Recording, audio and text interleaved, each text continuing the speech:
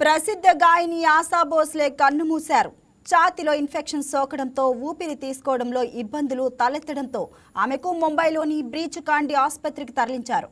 ఆసుపత్రిలో చికిత్స పొందుతున్న ఆమె తుది శ్వాస విడిచినట్లు వైద్యులు తెలిపారు. ప్రస్తుతం 92 ఏళ్ల వయసున్న ఆశా భోస్లే 7 సార్లు ఫిల్మ్ఫేర్ అవార్డులు గెలుచుకున్నారు. 2 సార్లు ఉత్తమ గాయనిగా జాతీయ అవార్డులు కూడా సొంతం చేసుకున్నారు. లతా మంగేష్కర్ సోదరి అయిన ఆశా భోస్లే అన్ని భాషల్లో కలిపి 1000కి పైగా పాటలు పాడారు. 1933లో మహారాష్ట్రలోని సాంఘీలో జన్మించారు. 2000లో దాదాసాహెబ్ పురస్కారం అందుకున్న భోస్లే 2008లో పద్మ విభూషణ్ పురస్కారం అందుకున్నారు.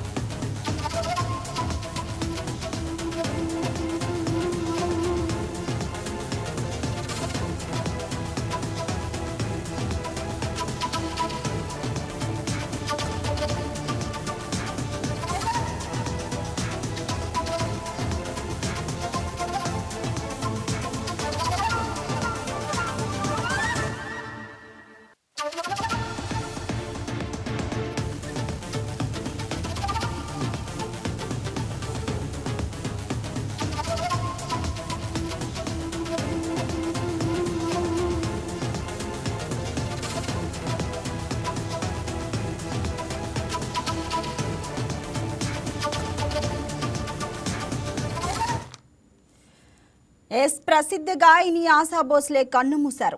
ఛాతీలో ఇన్ఫెక్షన్ సోకడంతో ఊపిరి తీసుకోవడంలో ఇబ్బందులు తలెత్తడంతో ఆమెకు ముంబైలోని బ్రీచ్ కాండి ఆసుపత్రికి తరలించారు. ఆసుపత్రిలో చికిత్స పొందుతున్న ఆమె తుది శ్వాస విడిచినట్లు వైద్యులు తెలిపారు.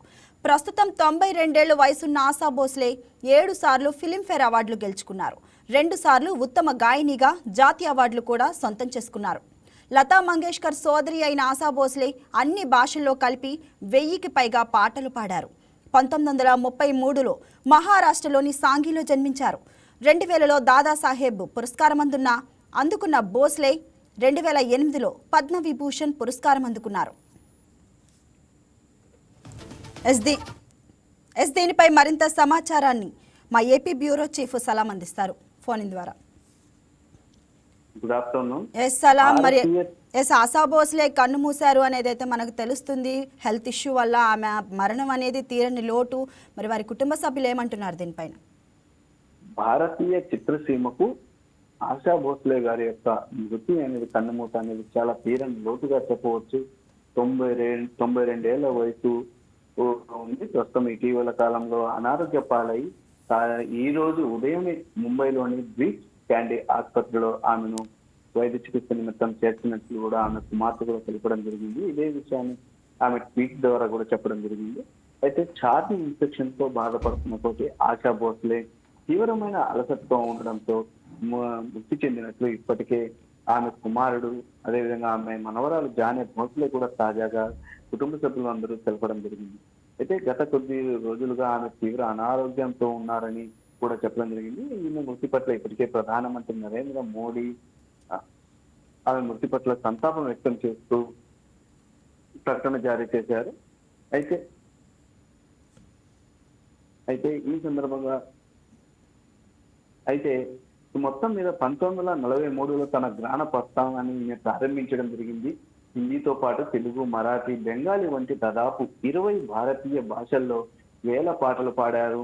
సంగీత కుటుంబంలో జన్మించిన ఈమె భారతీయ చిత్ర సంగీతాన్ని ప్రపంచానికి విభిన్న రీతిలో పరిచయం చేశారని చెప్పవచ్చు. భారత ప్రభుత్వం ఈమె యొక్క ప్రతిభకు మెచ్చి పద్మ విభూషణ్, దాదాసాహెబ్ ఫాల్కే అవార్డులతో గౌరవించింది. అదేవిధంగా స్టూడియో రికార్డులలో కూడా అత్యధిక పాటలు పాడినందుకు గిన్నిస్ వరల్డ్ రికార్డును కూడా ఆమె సొంతం చేసుకున్నటువంటి పరిస్థితి.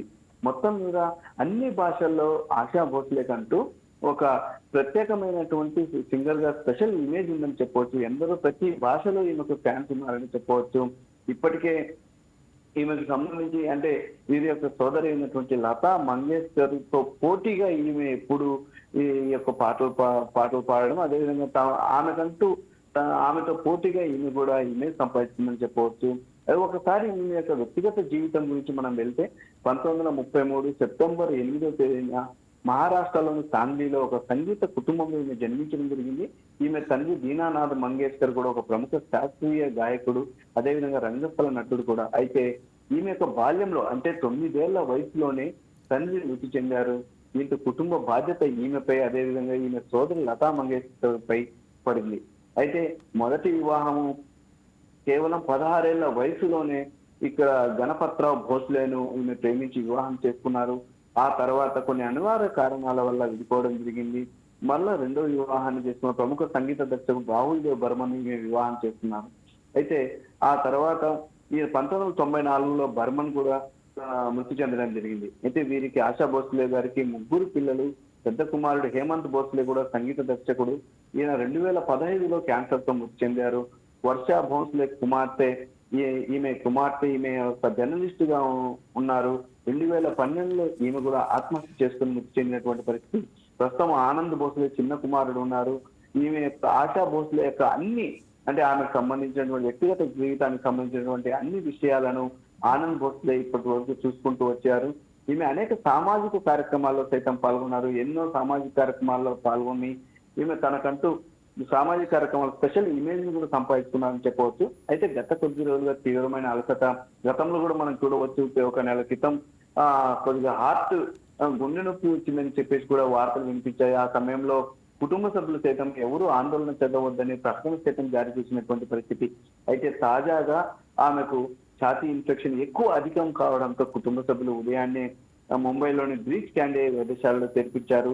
ఈ సందర్భంగా ఆమె వైద్య చికిత్స పొందుతూ శ్వాసకోశ సమస్య అనేది అధికం కావడంతో మృతి చెందినట్లు ఇప్పటికి వైద్యులు నిర్ధారించడం జరిగింది. ఇదే విషయాన్ని ఆమె కుమారుడు ఆనంద్ భోస్లే కూడా అధికారికంగా ధృవీకరించారు. అయితే ప్రధానమంత్రి నరేంద్ర మోదీతో పాటు అనేక మంది టాలీవుడ్, బాలీవుడ్ అందరూ ప్రముఖులు సైతం ఆమె మృతి పట్ల సంతాపం వ్యక్తం చేశారు. ఆమె మృతి అనేది భారతీయ చలనచిత్ర పరిశ్రమకు తీరని లోటుగా వారు చెప్పడం జరిగింది. అదేవిధంగా ఈమె అంత్యక్రియలు రేపు ముంబైలోని శివాజీ పార్క్ లో జరగనున్నట్లు ఇప్పటికీ మనకు అందుతున్నటువంటి సమాచారం. అయితే ఒకసారి ఈమెకు అందినటువంటి పురస్కారాల గురించి కూడా మనం చెప్పుకుంటే పద్మ విభూషణ్, దాదాసాహెబ్ ఫాల్కే అవార్డు, మహారాష్ట్ర భూషణ్, బంగ విభూషణ్, పశ్చిమ బెంగాల్ అందించేటటువంటి అత్యున్నత పౌర పురస్కారం బంగ విభూషణ్, నేషనల్ మరియు ఫిల్మ్ఫేర్ జాతీయ అవార్డులను సైతం ఈమె దక్కించుకున్నారు. అదేవిధంగా BBC life time achievement award కూడా ఈమెకు అందినటువంటి పరిస్థితి. మొత్తం గౌరవ డాక్టరేట్లు కూడా అందాయి. ఇప్పటి వరకు అంటే విభిన్నమైనటువంటి పాటల ద్వారా ఈమె తనకంటూ ఫ్యాన్స్ ఫాలోయింగ్ సంపాదించుకున్నారు. ప్రధానంగా దేశభక్తికి సంబంధించినటువంటి పాటలతో కూడా దేశభక్తిని పెంపొందించే విధంగా ఈమె పాడినటువంటి పాటలు కూడా ఇప్పటికీ చెరగని ముద్రను వేసుకున్నాయని చెప్పవచ్చు. సారే జహాసే అచ్చా ప్రసిద్ధ గీతాన్ని, సారే జహాసే అచ్చా హిందుస్థా మనారా అనేటటువంటి శైలులు తనకంటూ ప్రత్యేక శైలులు ఈమె పాడి కూడా అందరినీ ఈమె దేశభక్తి పెంపొందించే విధంగా పాడారని చెప్పవచ్చు. తెలుగులో కూడా అంటే మన టాలీవుడ్ లో కూడా ప్రేమికుడు సినిమాలో ఓ చెల్లియా నా ప్రియ సఖియా అనేటటువంటి పాట అందరికీ తెలిసిన పాట అది. అలాంటి పాటలు మంచి విభిన్నమైనటువంటి పాటలను అన్ని రకాలుగా అంటే ఈ వైపు దేశభక్తితో పాటు మరోవైపు యువతను ఉడూతునించేటటువంటి పాటలు కూడా పాడి ఈమె తనకంటూ స్పెషల్ ఇమేజ్ ని సంపాదించుకున్నారు. అన్ని భాషలు, ఆ భాష ఈ భాష అనేది లేకుండా దేశవ్యాప్తంగా ఉన్నటువంటి అన్ని భాషల్లో తనకంటూ స్పెషల్ ఫాలోయింగ్ ఉన్నటువంటి ఒక ప్రముఖ సింగర్. ప్రస్తుతం 92 ఏళ్ల వయసులో వైద్యశాలలో చికిత్స పొందుతూ ఆమె మృతి చెందడం అసలు భారతీయ చలనచిత్ర పరిశ్రమకు తీరని లోటుగా అందరూ అనుభవిస్తున్నటువంటి పరిస్థితి. మరి అభిమానులు ఏ విధంగా నివాళులు అర్పిస్తున్నారు ఆమెకి? అంటే ఉదయం ఎప్పుడైతే ఆశా భోస్లే గారికి తీవ్ర అనారోగ్యంతో ఉంది, ముంబైలోని వైద్యశాలకు తీసుకెళ్లినట్లు సమాచారం అందిన వెంటనే ఫ్యాన్స్ కూడా ఏదైతే ఆమె మనవరాలు చేసినటువంటి ట్వీట్ కి ఫ్యాన్స్ కూడా త్వరగా కోలుకోవాలని చెప్పేసి ఆకాంక్షిస్తూ వారు కూడా సోషల్ మీడియా ద్వారా తమ మద్దతు తెలిపినటువంటి పరిస్థితి. అయితే ఇటీవల కాలంలో ఆమెకు హార్ట్ అటాక్ వచ్చినప్పుడు కూడా వార్తలు వచ్చినప్పుడు కూడా ఫ్యాన్స్ చాలా ఆందోళన చెందారు. అయితే ప్రస్తుతం ఆమె కన్ను మూశారు, తనువు చాలించారు అనే వార్తను ఫ్యాన్స్ కూడా దాన్ని దిగమింగుకోలేని పరిస్థితిలో ఉన్నారని చెప్పుకోవచ్చు. ప్రస్తుతం ఆమె యొక్క మృతి పట్ల అందరూ సంతాపం వ్యక్తం చేస్తూ ఆమె యొక్క చిత్రపటానికి పూలమాలలు వేసి నివాళులు అర్పిస్తున్నటువంటి పరిస్థితి ఉంది. యావత్ భారత్ లో ఉన్నటువంటి ఆమె అభిమానులు శోక సంఘంలో మునిగిపోయారని మనం చెప్పవచ్చు. ఎస్, థ్యాంక్ యూ సలాం. Thank you.